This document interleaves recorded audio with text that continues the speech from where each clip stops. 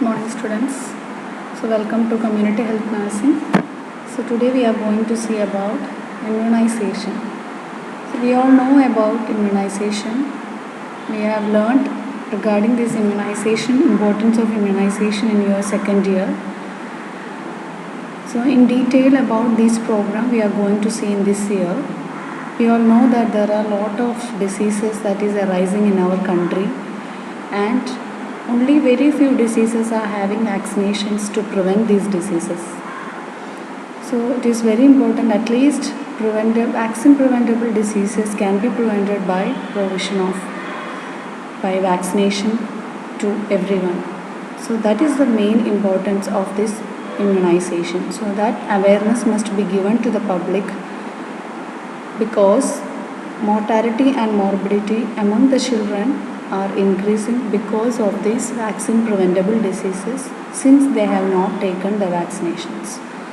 So let's give public awareness about this immunization, and let's see in detail what the program is about. It's launched in the year 1978, and when it is launched, the name was Universal Immunization Program, and in 1985 it is being renamed as Universal Immunization Program. In 1992, UIP is being integrated with Child Survival Safe Motherhood. In 1997, UIP is added to RCH. So we already have learned about RCH. So in that we have seen about immunization as one component. So under the RCH we have this immunization as a component. Polio eradication was launched in 1995 to 1996. So coming to the goal of this program, by 2010, ensure routine immunization of children less than 1 year of age to reach 90% nationally and at least 80% coverage in every district. So that is the present target, that is routine. We have an immunization schedule, and a universal pattern of immunization schedule is there in our country. That is the basic immunization that has to be taken by each and every kid.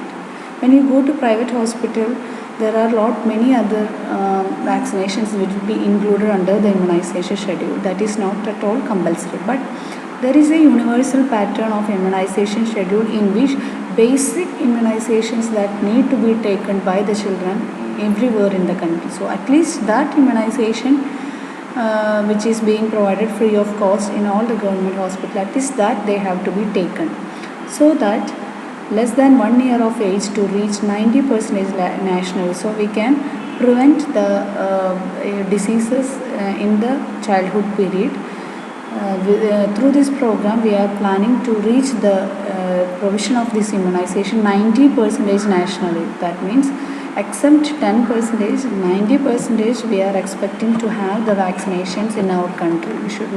We are trying to prevent all the dropouts, and at least 80% coverage in every district. So that is the target. We can underline 90% nationally and 80% coverage in every district. And next is the extend the benefits of new and improved vaccines to the countries in need, and provide vitamin A supplementation and food fortification where necessary. So improvised vaccinations are there. It is being improvising year by year. So these benefits has to be utilized by every country. So similarly, these improvised vaccines are available in our country also. That has to be benefited by our children.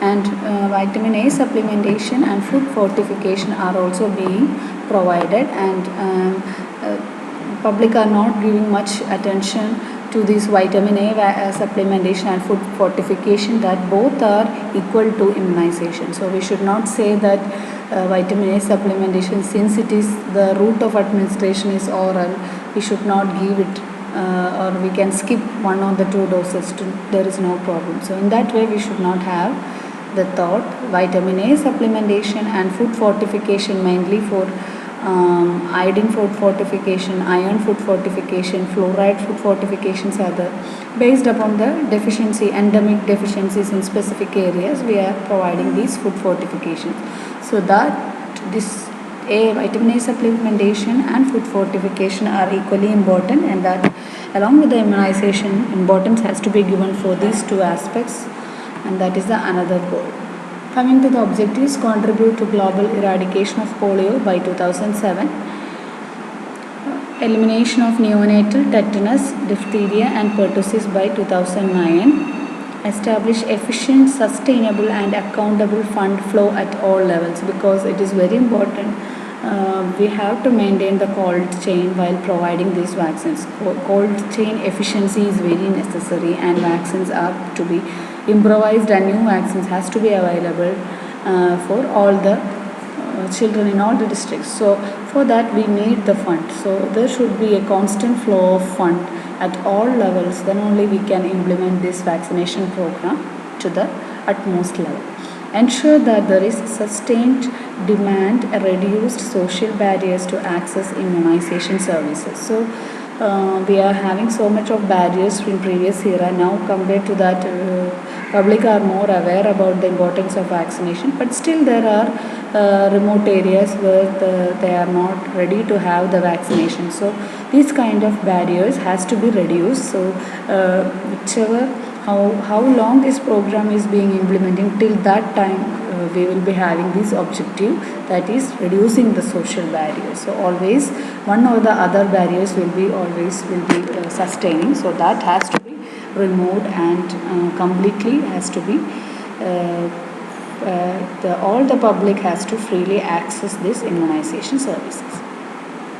Strategies of the program: reducing the dropout rate and missed opportunities. So we have to prevent this dropout rate and missed opportunity. That is why after regular vaccination also, at least polio we are providing, taking this vaccination to house and providing this vaccination at least to catch up these dropout candidates.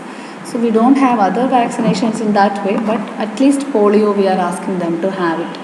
So if they are not coming to the booth to have the vaccinations, health workers are going to house and surveying and identifying if any miss out cases, they are being provided the vaccinations.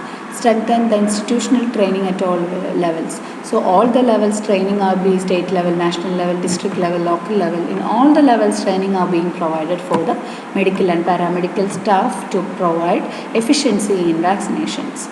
Strengthen coordination and review meeting at all the levels.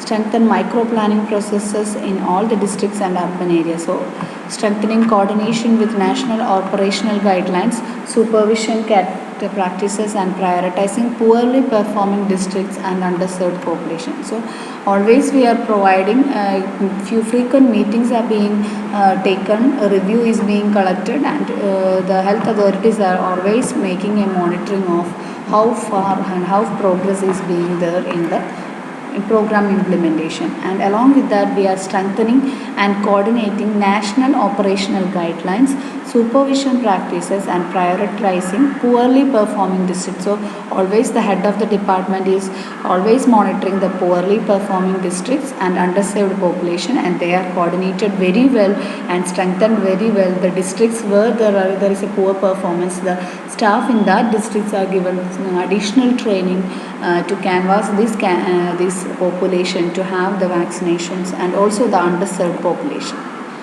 Coming to the steps taken to achieve UIP, use of auto-disabled syringe. You might have seen this auto-disabled syringe. Now for vaccinations we are using this auto-disabled syringe. That is, once the piston is drawn back after vaccination, we can't draw back the piston. That completely locked, and inner part of the piston get break off after the single withdrawal.